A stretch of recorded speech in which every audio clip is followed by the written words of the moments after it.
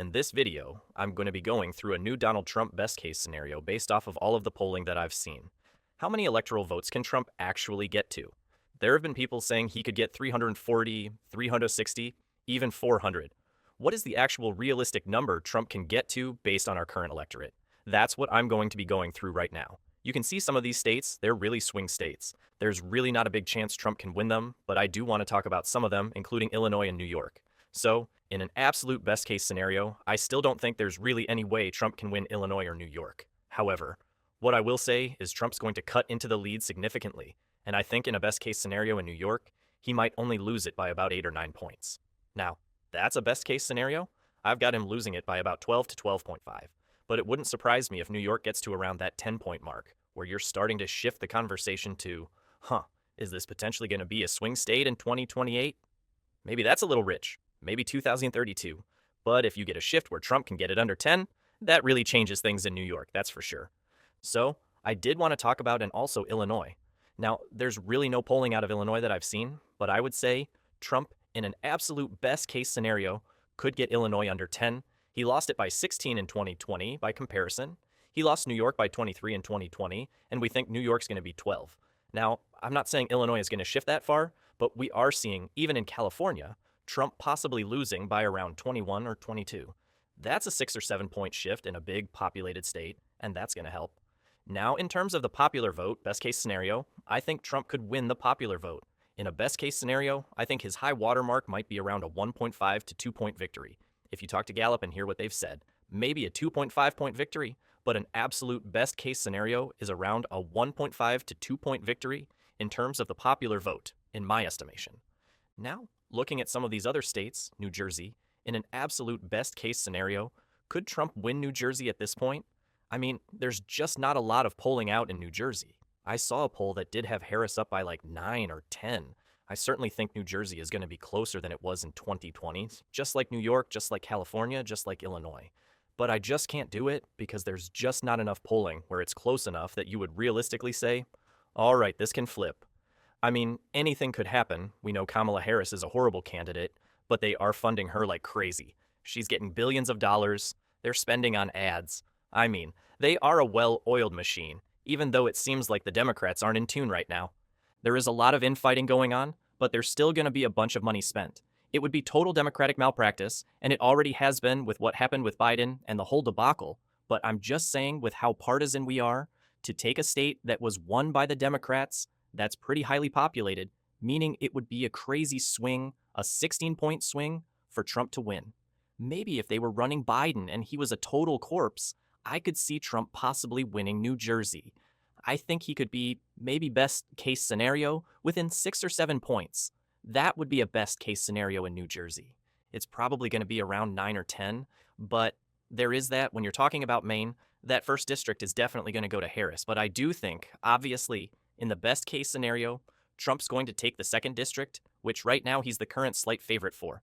That's a district that he won in 2020 and 2016. And also, in a best case scenario, I think he would take Maine just in general, the state at large, the 2 electoral votes. He's down by about 6 or 7. It's a state that he was competitive in both 2016 and 2020. He might have barely won or barely lost in 2016, and in 2020, he lost by a few points. But when you're talking about best case scenario, Maine is certainly within shouting distance. It's like the next up after the swing states, along with Minnesota and Virginia. But it would be next up. So, in a best case, I would say yes, he would take that. In an absolute best case, I think he could take New Hampshire. I mean, New Hampshire, there's so many independents. So, you're talking about best case. There's more registered independents than there are Democrats or Republicans. There's more registered Republicans than there are Democrats as well. Now, that tricks people into thinking it's going to go Republican. That's really not the case. A lot of those independents lean to the left. They just call themselves independent. So I will say it's not likely with New Hampshire, but it's certainly possible. I mean, we haven't seen a ton of polling out of New Hampshire, but from the polls I've seen, you could say, well, the average is a 7-point Harris lead. But it's a lower populated state, so the polls might not be accurate. There might be some rapid movement. You really never know in terms of that. So I would give Trump New Hampshire in an absolute best case scenario. Obviously, these states really go without saying. In a best case scenario, I could see Trump winning. I still think Nevada's going to be close, but he could extend it to like a 2 or 3 point victory in Nevada. Arizona, in an absolute best case scenario, would be like a 4 or 5 point victory. We've seen polls out of Arizona that have Trump up by 5, so who knows? I mean, I think it's probably going to be around 3.5, but it is possible. New Mexico is one that, it's like right now Harris is up by about, what is it, like 6.5, 7? Could you see Trump potentially flip it? It's borderline best case. I mean, I think it'd be very surprising if Trump flipped it. I'm going to give it to Harris right now. Even in the best case, I just can't see New Mexico swinging that much. It's only 5 electoral votes. I mean, who knows? But I just can't see it right now. Obviously, it goes without saying Georgia, best case scenario, 3.5, maybe 4 point victory in Georgia for Trump. North Carolina, very similar to Georgia. Very, very similar. Pennsylvania, obviously, best case scenario. Pennsylvania might be like a 2.5 to 3 point victory, or maybe 3.5 to 4 points, because I think he could win it by 2. 2.5. Michigan would be similar. I mean, Trump's right now up in the polls in Michigan. I think he could win the state by 2.5 to 3. And then Wisconsin, the best case scenario with the Rust Belt is you get some breathing room. They're already gearing it up, saying, oh, we're not going to have the final count on election night. They're going to be counting for multiple days. Well, if Trump wins it by 2.5 to 3, it's going to be reflective in the data, even right when it starts, 2 or 3 hours into the counting. So it's going to be like a huge Trump lead, and it's just going to be insurmountable if he's able to end up carrying the state by around 2 or 3 points. Now, if the state's very close, then yes, they're going to do their thing. They count for days, and then maybe Trump will win it by half a point or whatever. But best case scenario in the Rust Belt is Trump wins with wiggle room, meaning we'll pretty much know that he's won the state, even though it's not fully been counted, if he ends up winning the state by like 2 or 3 points. There's a big difference between winning it by 0.3 and 2.5 points. And right now, in Michigan, it looks very, very promising. At least the polls that we've seen where Trump's up by 1 in terms of the aggregate. He's up by a point in Pennsylvania. I think it's tied in Wisconsin. I think he's down by 0.3, so they're all very, very close. But at that point, that would put Trump at 318. So obviously, like right now, everyone's saying the high watermark in terms of the normal scenario is 312. Obviously, in this best case scenario, I do think he would eke out victories in both Virginia and Minnesota. And those were always kind of the next two on the board for Trump in terms of potential swing states he could take.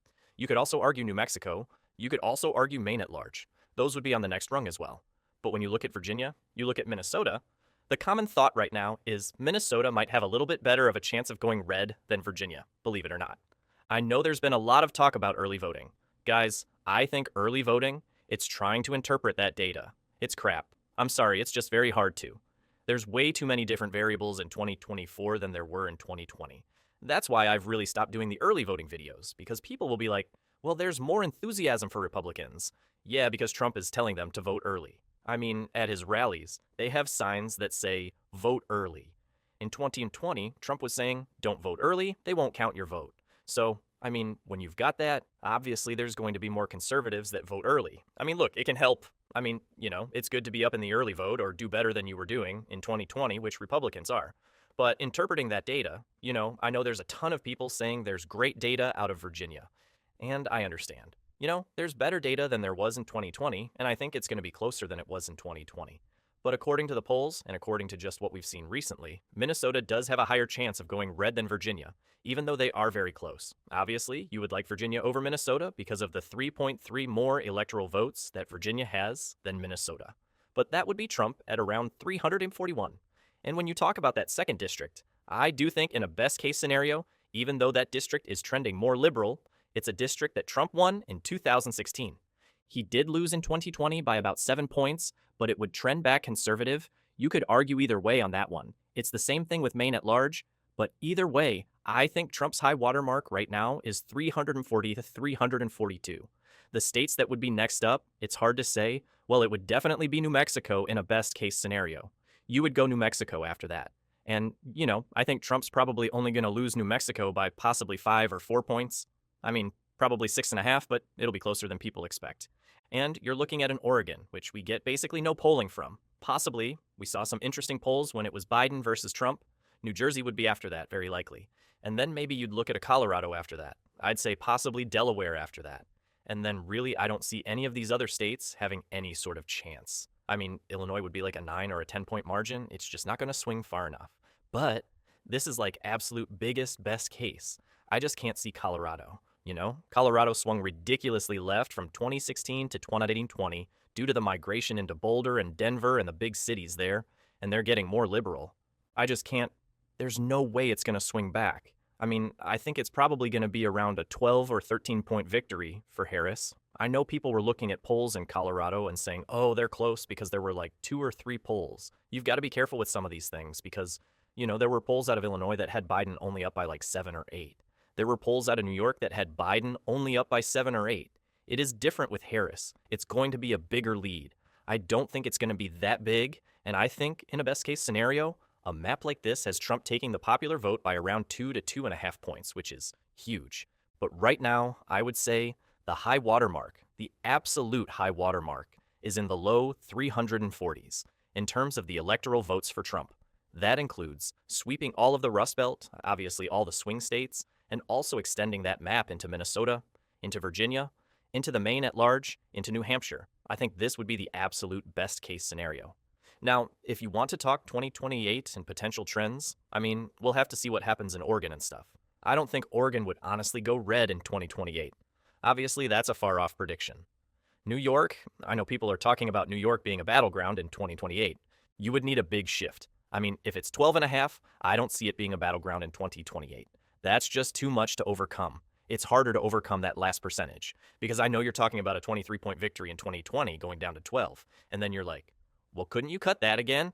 Yeah, you could cut it again. I don't know, because look at how hard Texas is for liberals to flip. They've been talking about it really since 2016 and possibly Hillary having a chance at it, and she loses it by 9. Then they make up ground in 2020. That's why in a best case scenario, you would love to have like an 8 or 9 point victory in Texas somehow. That would be amazing. And some of that, the liberals would argue, is the environment and Harris being a bad candidate.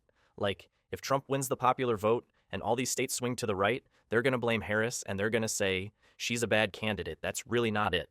That's part of it. But there's a bigger thing happening in the United States where the country's getting more conservative. Look at the voter registration in every state. It's getting more conservative. They're going to try and spin it and say, our party's still fine. It's just Harris was a horrible candidate. But in general, I mean, the country is swinging. Either way, guys, that is going to do it for this video.